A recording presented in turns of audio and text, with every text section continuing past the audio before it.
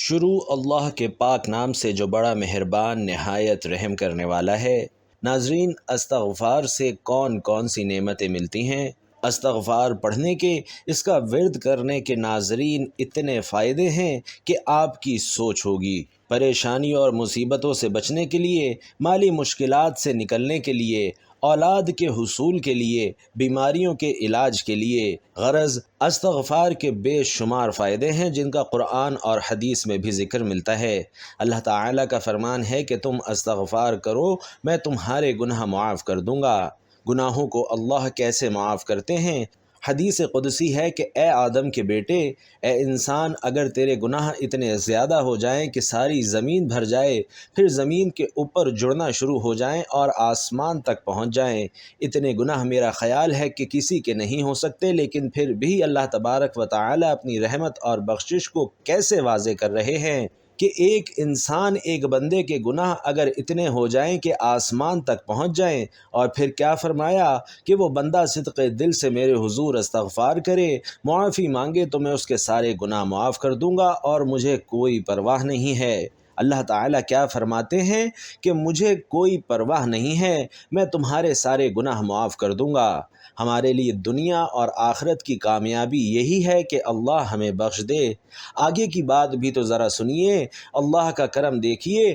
فرمایا کہ جو بندہ استغفار کو لازم پکڑ لیتا ہے، اور لازم پکڑنے کا مطلب کیا ہے کہ کثرت سے استغفار کرتا ہے، اٹھتے بیٹھتے چلتے پھرتے جہاں وقت ملا استغفر اللہ کا ورد کرتا رہا۔ استغفار کے اور بھی کلمات اور بھی دعائیں ہیں، لیکن کم از کم سب سے چھوٹی دعا اور آسان استغفر اللہ ہے۔ تو کیا فرمایا کہ جو کثرت سے استغفار کرتا ہے، اللہ تعالیٰ اس بندے کو ہر غم سے نجات دے دیتے ہیں، اسے ذہنی سکون مل جاتا ہے، بڑی بڑی زندگی کی پریشانیاں دور ہو جاتی ہیں، لیکن وہ بندہ دلی طور پر مطمئن اور ذہنی طور پر پرسکون زندگی گزارتا ہے۔ اور یہ فائدہ ہوتا ہے کہ استغفار کا مستدرک الحاکم کی روایت ہے، فرمایا کہ جو بندہ کثرت سے استغفار کرتا ہے تو اللہ کیا فرماتے ہیں کہ اللہ کا اس پر ایسا کرم ہوتا ہے، اس کی ہر مشکل اللہ آسان کر دیتے ہیں۔ ناظرین، مطلب کیا ہوا کہ جس مشکل میں پھنسے ہوئے ہوں، جہاں بھی پھنس چکے ہوں، اس مشکل سے نکلنے کے لیے آسانی کی نیت سے اللہ سے استغفار کرنا شروع کر دو۔ اللہ تمہیں اس مشکل سے ایسی نجات عطا فرمائیں گے کہ تمہارے تصور میں بھی نہیں ہوگا کہ ایسے بھی ہو سکتا ہے۔ اتنا زیادہ قرض تھا کہ مرتے دم تک نہیں اتار سکتے تھے، لیکن کثرت سے استغفار کیا تو سارا قرضہ اتر گیا اور پتہ بھی نہیں چلا۔ محترم ناظرین، استغفار کثرت سے کیا کریں تو اللہ تعالیٰ مشکلات کو آسانیوں میں تبدیل کر دیتے ہیں۔ جو انسان استغفار کرتا ہے، اپنے لیے تو کرتا ہی کرتا ہے، دوسرے مومن مردوں اور عورتوں کے لیے بھی اللہ سے معافیاں مانگتا ہے کہ یا اللہ، جتنے مومن بندے بندیاں ہیں میں سب کے لیے استغفار کرتا ہوں، سب کی طرف سے ان کی گناہوں کی معافی مانگتا ہوں کہ یا اللہ تو رحیم ہے، یا اللہ تو کریم ہے، تو رحمان ہے، یا اللہ اپنی رحمت سے عالم اسلام کے گناہوں کو معاف فرما دے۔ تو یہ بندہ اللہ کے اتنا قریب چلا جاتا ہے، اتنا قریب ہو جاتا ہے کہ اللہ کے رسول صلی اللہ علیہ وسلم فرماتے ہیں کہ یہ بندہ پھر اللہ کے اتنا قریب ہو جاتا ہے کہ جو بھی دعا مانگتا ہے اللہ اس کی دعا قبول فرماتے ہیں۔ محترم ناظرین، اپنی اور دوسروں کی اگر دعائیں قبول کروانا چاہتے ہیں، اللہ کے قریب ہونا چاہتے ہیں، اس کا قرب حاصل کرنا چاہتے ہیں، تو استغفار لازمی پکڑ لیں۔ اپنے لیے بھی اور دوسرے مومن مردوں اور عورتوں کے لیے بھی لازمی استغفار کیا کریں۔ یہ وہ بہت بڑا فائدہ ہے کہ ہماری دعائیں قبول ہونا شروع ہو جائیں گی۔ قرآن مجید میں اللہ کا فرمان ہے کہ جو لوگ استغفار کرتے ہیں ان پر میرا عذاب کبھی نازل نہیں ہوتا، اللہ کا عذاب ان پر نہیں آتا۔ مصیبتیں، بیماریاں اور عذاب جو مختلف شکل میں چیزیں ہمارے سامنے آ رہی ہیں، یہ اس بندے پر نہیں آتی، اور وہ بندہ ان سے محفوظ ہو جاتا ہے جب تک وہ استغفار کرتا رہتا ہے۔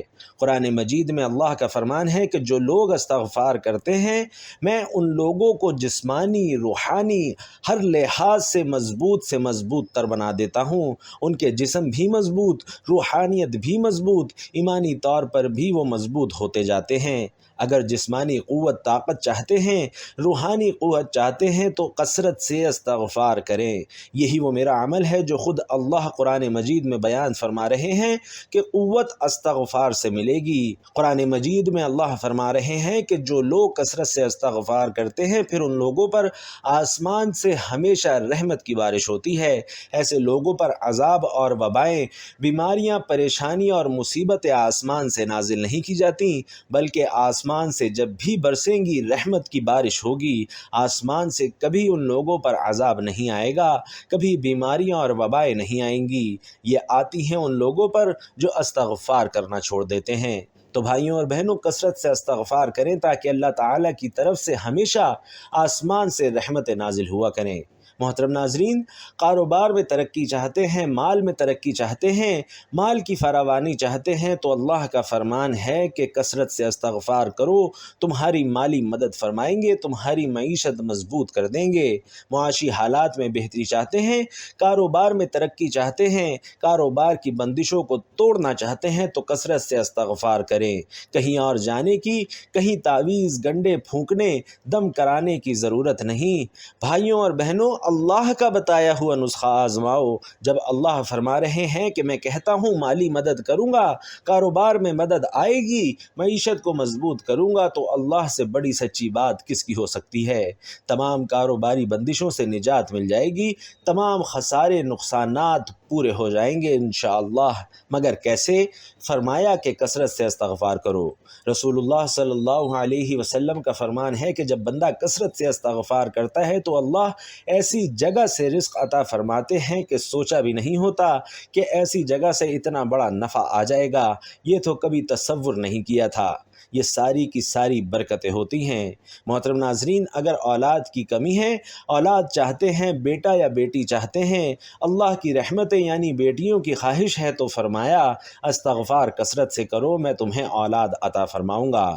جب اللہ تعالیٰ خود فرماتے ہیں، اللہ خود کہہ رہا ہے کہ استغفار ہے اولاد لینے کا طریقہ، استغفار کرنے سے اولاد کی کمی میں پوری کر دوں گا۔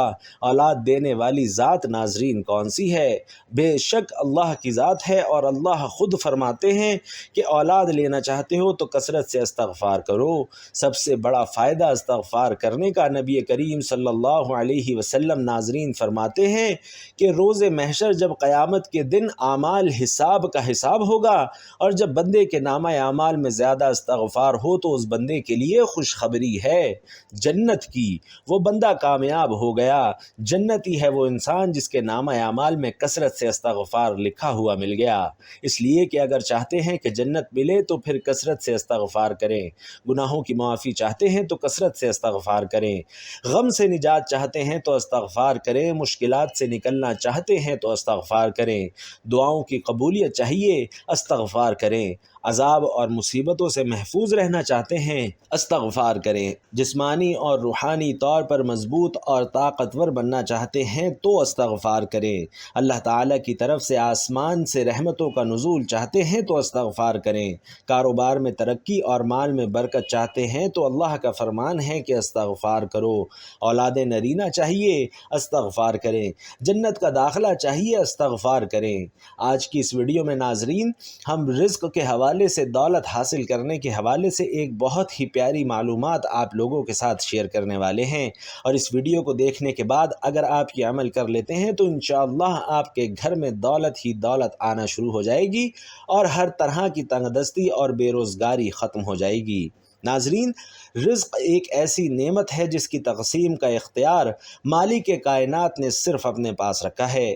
کوئی شک نہیں کہ وہ ہر انسان کو رزق عطا فرماتا ہے اور اس رزق میں اضافہ اور ترقی بھی فرماتا ہے، مگر انسانوں کی فطرت یہ ہے کہ وہ بھول جاتے ہیں کہ رزق کا وعدہ اللہ کی ذات نے لے رکھا ہے، لہٰذا وہ ہماری قسمت میں لکھا گیا دانہ پانی تقدیر کے مطابق ہمیں ضرور عطا فرماتا ہے، مگر بہت سے لوگ توکل اور یقین کی کمی کا شکار ہو کر وقت سے پہلے اور ضرورت سے زیادہ طلب کرتے ہیں، یا لالچ کا شکار ہو کر بعض اوقات ناجائز اور حرام طریقے سے استعمال کر کے اپنا رزق حاصل کرنے کی کوشش کرتے ہیں۔ اللہ تعالیٰ اور اس کے پیارے حبیب صلی اللہ علیہ وسلم نے ہمیں رزق حلال کی طلب کمانے کا طریقہ، تجارت اور کاروبار کے مکمل اصول سکھلا دیے ہیں۔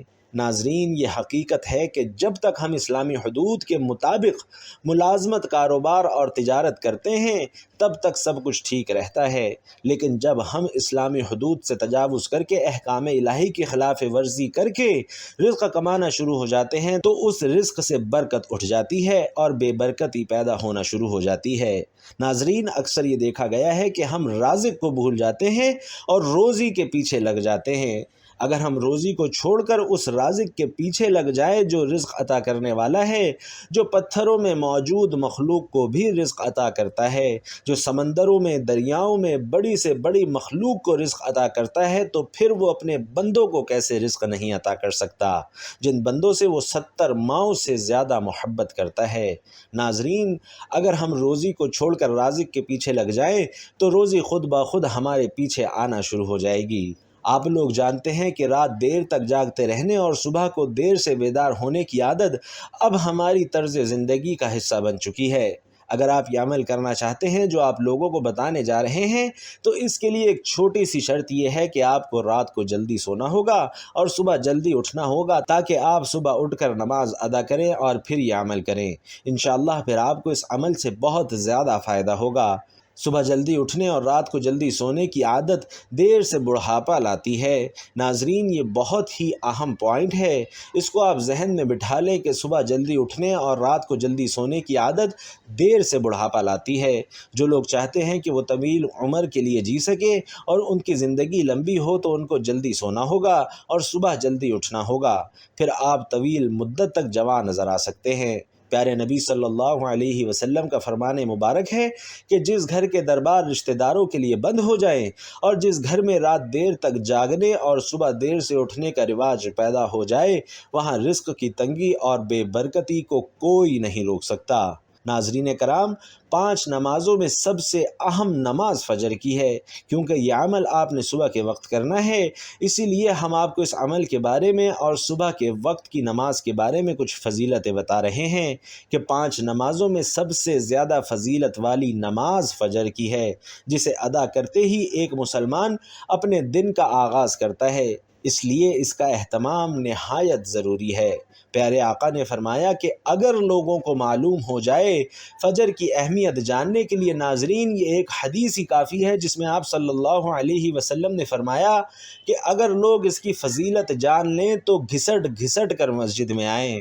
توحید کے بعد دین کا سب سے اہم رکن نماز ہے۔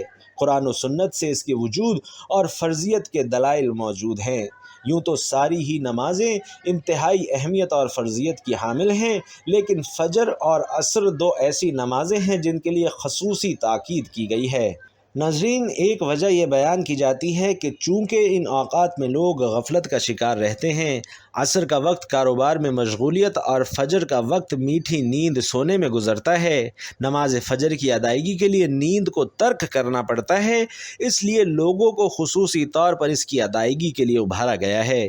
فجر کی اذان بھی دوسری اذانوں سے مختلف ہے، اس لیے کہ اس میں الصلاۃ خیر من النوم یعنی نماز نیند سے بہتر ہے کا اضافہ ہے، تاکہ مسلمانوں کو نماز کے لیے اٹھنے پر ابھارا جا سکے، اس لیے کہ ایک مسلمان فجر کے وقت نرم گرم بستر چھوڑ کر فقط اپنے رب کی رضا کی خاطر نماز کے لیے اٹھتا ہے۔ احادیث میں نماز فجر کی بہت اہمیت اور فضیلت بیان کی گئی ہے، اس کے باوجود جب ہم اپنے معاشرے کا جائزہ لیتے ہیں تو ایسے بہت کم لوگوں کو پاتے ہیں جو فجر کے وقت میٹھی نیند کو ترک کر کے پیغام مؤذن سن کر مسجد چلے آتے ہوں۔ عام طور سے جو لوگ پابندی سے نماز پڑھتے ہیں وہ بھی فجر کے وقت اٹھنے میں کوتاہی کر جاتے ہیں۔ ناظرین، یہ بہت بڑی محرومی ہے اور رب العالمین کی فرض کردہ چیز نیز ہمارے پیارے نبی صلی اللہ علیہ وسلم کی بتلائی ہوئی سنتوں سے پہلو تہی ہے۔ ہماری شریعت میں ہر نماز کا وقت مقرر ہے اور تمام نمازوں کو اس کے وقت پر پڑھنا ہی افضل ہے۔ آئیے اس سلسلے میں پیارے نبی صلی اللہ علیہ وسلم کا قول سنتے ہیں۔ صحابی رسول حضرت ابو ہریرہ رضی اللہ تعالی عنہ روایت کرتے ہیں کہ اللہ کے رسول صلی اللہ علیہ وسلم نے فرمایا کہ منافقین پر 2 نمازیں بہت بھاری پڑتی ہیں، ایک فجر کی اور دوسری عشاء کی۔ اگر وہ ان کی فضیلت کے بارے میں جان لیں تو گھسٹ گھسٹ کر آئیں۔ بھائیوں اور بہنوں، فجر کے وقت بستروں میں پڑے رہنے والے لوگ ذرا غور فرمائیں۔ فجر کی نماز کی آپ صلی اللہ علیہ وسلم نے کتنی تاکید کی ہے۔ اس حدیث میں منافقین کے بارے میں بتلایا گیا ہے کہ ان پر فجر بھاری پڑتی ہے، تو جن لوگوں پر فجر بھاری پڑتی ہے وہ یہ سوچ لیں کہ کیا اس نماز کو قضا کر کے وہ اپنا شمار منافقین میں کروانا چاہتے ہیں۔ اللہ پاک کے آخری نبی صلی اللہ علیہ وسلم نے فرمایا کہ اللہ ارشاد فرماتا ہے، میں نے تمہاری امت پر دن رات میں 5 نمازیں فرض کی ہیں، اور میں نے یہ عہد کیا ہے کہ جو ان نمازوں کی ان کی اوقات میں پابندی کرے گا میں اس کو جنت میں داخل کروں گا، اور جو پابندی نہیں کرے گا اس کے لیے میرے پاس کوئی عہد نہیں۔ اللہ پاک قرآن کریم میں ارشاد فرماتا ہے، رب کو سراہتے ہوئے اس کی پاکی بولو، سورج چمکنے سے پہلے اور اس کے ڈوبنے سے پہلے نماز فجر پر 5 فرامین مصطفیٰ صلی اللہ علیہ وسلم ملاحظہ فرمائیے۔ صحابی ابن صحابی حضرت عبداللہ بن عمر رضی اللہ تعالی عنہ سے روایت ہے کہ پیارے آقا صلی اللہ علیہ وسلم نے فرمایا کہ جو صبح کی نماز پڑھتا ہے وہ شام تک اللہ پاک کے ذمے میں ہے۔ فرماتے ہیں کہ میں نے نبی کریم صلی اللہ علیہ وسلم کو فرماتے ہوئے سنا، جس نے سورج کے طلوع و غروب ہونے سے پہلے نماز ادا کی، یعنی فجر اور عصر کی، وہ ہرگز جہنم میں داخل نہ ہوگا۔ ناظرین، دوسری حدیث ہے کہ رسول اللہ صلی اللہ علیہ وسلم نے فرمایا کہ جمعے کے دن پڑھے جانے والی نماز باجماعت سے افضل کوئی نماز نہیں ہے۔ میرا گمان یعنی خیال ہے تم میں سے جو اس میں شریک ہوگا اس کے گناہ معاف کر دیے جائیں گے۔ ناظرین، تیسری حدیث میں پیارے آقا صلی اللہ علیہ وسلم نے فرمایا کہ جس نے 40 دن فجر اور عشاء کی نماز با جماعت پڑھی، اللہ اسے 2 آزادیاں عطا فرمائے گا، ایک آگ سے اور دوسری نفاق یعنی منافقت سے۔ ناظرین، نماز جنت کی چابی ہے۔ دعا کرتے ہیں کہ اللہ پاک ہم سب کو 5 وقت کی نماز ادا کرنے کی توفیق عطا فرمائے۔ نماز فجر کی ادائیگی کی تدبیریں، عزم و ارادہ۔ جب دل میں کسی چیز کی اہمیت اور فضیلت راسخ ہو جاتی ہے تو اس کے لیے خود بخود ایک جذبہ پیدا ہو جاتا ہے۔ آپ فجر سے متعلق احادیث کو پڑھیے، اپنے اندر یہ عزم اور ارادہ کیجیے کہ کل سے انشاءاللہ نماز کے لیے ضرور اٹھنا ہے۔ رسول اللہ صلی اللہ علیہ وسلم نے ہمیں سونے سے پہلے دعاؤں کا اہتمام کرنے کی نصیحت کی ہے، اس لیے روزانہ رات کو سوتے وقت عدیہ معصورہ ضرور پڑھ لینا چاہیے۔ سنت طریقے پر سونا یعنی سوتے وقت سنت کے آداب کو ملحوظ رکھنا چاہیے۔ جو طریقہ ہمارے پیارے نبی صلی اللہ علیہ وسلم نے بتلایا اسی کے مطابق سونا چاہیے۔ ہمیشہ باوضو ہو کر اور داہنی کروٹ پر سونا چاہیے۔ عشاء کے فوری بعد سونا، صحیح حدیث میں آتا ہے کہ رسول اللہ صلی اللہ علیہ وسلم عشاء سے پہلے سونا اور عشاء کے بعد بات چیت کرنا ناپسند فرماتے تھے۔ لیکن ناظرین، آج کل لوگ عشاء کے بعد دیر تک جاگنا عام سمجھتے ہیں۔ لوگ عشاء کے بعد فالتو بات چیت، واٹس ایپ اور فیس بک پر بے مصرف گفتگو، موبائل گیمز اور فضول کاموں میں مشغول رہ کر رات دیر تک جاگتے ہیں، جس کے نتیجے میں صبح دن چڑھے تک سوتے رہتے ہیں، اور یوں ان کی نماز فجر بھی قضا ہو جاتی ہے۔ مسلمانوں کو چاہیے کہ وہ اپنے بزرگوں کا طریقہ اپنائیں، جن کے یہاں جلد سونے اور جلد اٹھنے کا معمول ہوتا تھا، جس کی وجہ سے ان کی فجر کی نماز کبھی فوت نہیں ہوتی تھی۔ قیلولے کی سنت بھی اب متروک ہوتی جا رہی ہے، حالانکہ اس کے ناظرین بہت سارے فائدے ہیں۔ سب سے بڑا فائدہ تو یہ ہے کہ دن کو تھوڑا سا سو لینے سے آدمی راحت اور چستی محسوس کرتا ہے، اور رات کی نیند بھی کم ہو جاتی ہے، جس سے فجر میں اٹھنے میں مدد ملتی ہے۔ فجر میں اٹھنے کا سب سے بہترین ذریعہ یہ ہے کہ موبائل یا گھڑی میں الارم لگا کر سوئیں۔ عام طور سے دیکھا جاتا ہے کہ جب صبح سویرے کہیں جانا ہوتا ہے یا ٹرین پکڑنی ہوتی ہے یا امتحان کی تیاری کے لیے صبح سویرے اٹھنا ہوتا ہے تو لوگ موبائل میں الارم لگا کر سوتے ہیں، تو پھر فجر کی نماز کے لیے الارم کیوں نہیں لگاتے؟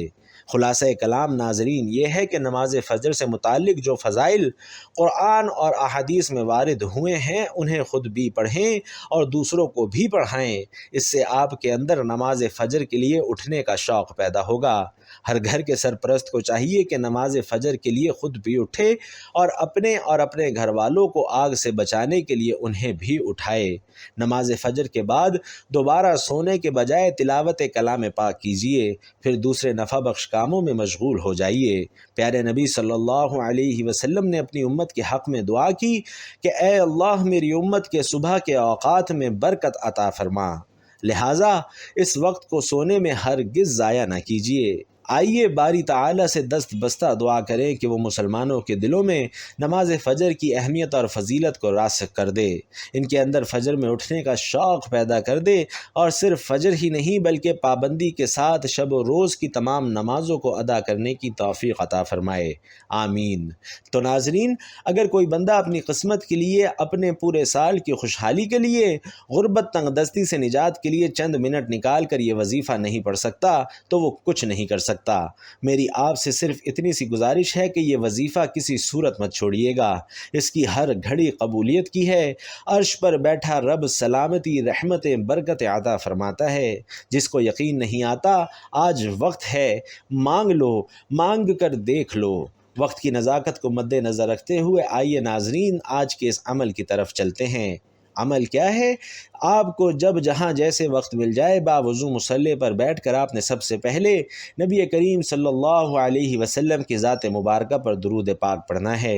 درود پاک آپ کوئی سا بھی پڑھ سکتے ہیں، آپ صلی اللہ علیہ وآلہ وسلم پڑھ لیں یا صلی اللہ علی محمد پڑھ لیں۔ بہتر ہے کہ آپ نماز والا درود یعنی درود ابراہیمی ہی پڑھیں، کیونکہ یہ سب سے زیادہ فضیلت والا ہے۔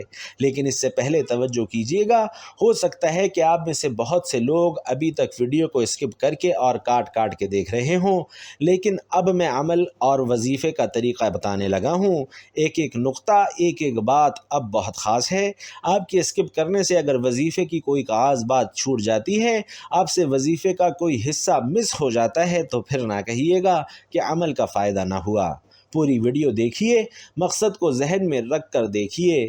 انشاءاللہ یہ وظیفہ آج کے دن پڑھتے ساتھ ہی آپ کی ساری دعائیں انشاءاللہ قبول ہو جائیں گی، اور آپ ساری زندگی مجھے دعائیں دیں گے کہ واقعی کسی اللہ والے نے یہ وظیفہ بتایا تھا۔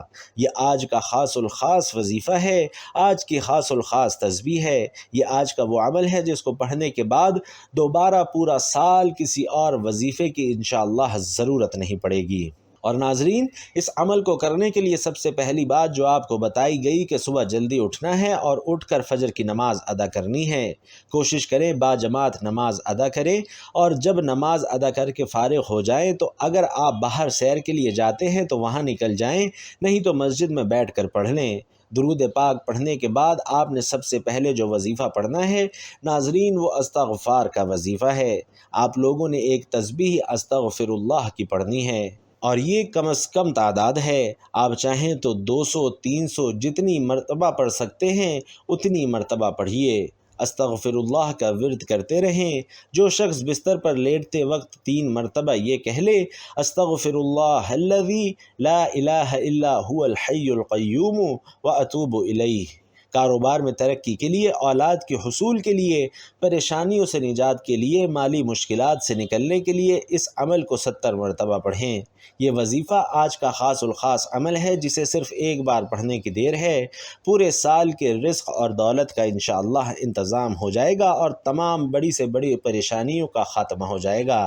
یہ تسبیح نصیب کے بند تالوں کو کھول دیتی ہے، آخرت اور دنیا آسان کر دیتی ہے، کیونکہ مقدر کا ستارہ چمک اٹھتا ہے۔ نصیب اور تقدیر، زندگی، موت، رزق، الغرض ہر شے کے بارے میں لکھ دیا جائے گا۔ دل ہی دل میں یہ خیال کریں کہ اللہ پاک آپ کے رزق میں برکت عطا فرما دے، آپ کی بے روزگاری کو ختم کر دے اور آپ کے پاس دولت آنا شروع ہو جائے، تو انشاءاللہ اللہ پاک اپنے بندے کی نیتوں کو جانتے ہوئے اس پر اپنا خاص فضل و کرم عطا فرمائے گا، اور اس عمل کی برکت سے اسے اتنا رزق اور دولت عطا فرمائے گا کہ اس شخص کی پریشانیاں ختم ہو جائیں گی۔ ناظرین، یہ بہت ہی پیارا عمل ہے، اس کو آپ صبح کے وقت لازمی کریں، انشاءاللہ آپ کو بہت فائدہ ہوگا۔ توبہ اور استغفار کی تمام تر اہمیت اور فضائل کے باوجود بعض بد نصیب نفس اور شیطان کے بہکاوے میں آ کر توبہ اور استغفار کرنے میں ٹال مٹول سے کام لیتے ہیں۔ ناظرین، توبہ کا موقع ملنا بھی بہت بڑی سعادت کی بات ہے۔ بہت سے لوگوں کو توبہ کا موقع بھی نہیں ملتا، اور وہ بغیر توبہ کیے اس دار فانی سے چلے جاتے ہیں۔ موت کا کوئی بھروسہ نہیں، اس لیے ہمیں بھی بکثرت توبہ اور استغفار کرنی چاہیے۔ استغفار کے معنی ہے توبہ کرنا، یعنی اپنے گناہوں اور قصوروں کی معافی مانگنا اور ان پر بخشش طلب کرنا۔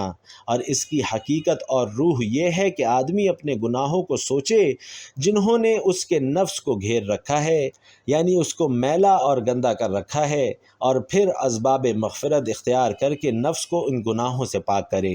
اس کا طریقہ یہ ہے کہ اول باری تعالیٰ کے حضور اپنے گناہوں کا اعتراف کرے اور اس پر ندامت کا اظہار کرے اور آئندہ گناہ نہ کرنے کا پکا عزم کرے، اور اس کے بعد صدق دل سے توبہ اور استغفار کرے۔ اور اس کے لیے کوئی بھی ایسے الفاظ جن میں اللہ سے معافی مانگنے کا معنی موجود ہو استعمال کیے جا سکتے ہیں۔ اللہ پاک سے دعا ہے کہ ہمیں گناہوں سے بچنے اور سچی توبہ کی توفیق عطا فرمائے۔ ناظرین، گزارش ہے کہ اللہ تعالیٰ کے 99 ناموں میں سے کوئی ایک نام لکھ کر کمنٹ باکس میں ضرور شیئر کر دیں۔ اللہ ہم سب کا حامی و ناصر ہو، آمین یا رب العالمین۔